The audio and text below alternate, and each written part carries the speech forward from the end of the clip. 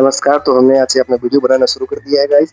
और हम पहला दिन है हमारा आज और हमारा टारगेट है 60,000 कमाने का 30 दिन में। देखते हैं कमा पाते हैं कि नहीं। अभी हमारी पहली राइड बज चुकी है तो हम फटाफट निकल चुके हैं पहले कस्टमर को उठाने के लिए। अब देखते हैं पहला कस्टमर कैसा मिलता है, क्या मिलता है, अब तो पहुँचने के बाद पता चल। पहुंचे हम कस्टमर के पास। इस रोड पे लग चुकी थी आग, तो हमें फिर गाड़ी वापस घुमानी पड़ी अपनी, क्योंकि इस रोड पे ब्लॉक हो रखा था। फिर हम पहुंचे दूसरे रोड से अपने कस्टमर के पास। फिर हमने जो है कस्टमर भैया जी हमारे खड़े हैं। फिर हम कस्टमर को यहाँ से उठाएंगे। फिर निकल गए हम गाजियाबाद। गाजियाबाद पहुंच भी गए, घंटे कुछ मिनट लगे थे। फिर हमारे पेमेंट देखिए बनी है 692 रुपये की। पहली ट्रिप थी हमारी। उसके बाद फिर हमने बहुत सारा काम किया। काम करते करते हम थक चुके थे। रात के बज चुके थे 2 या ढाई के आसपास बजने वाले थे, बज चुके थे, और हम निकल चुके थे घर की तरफ राइड पर।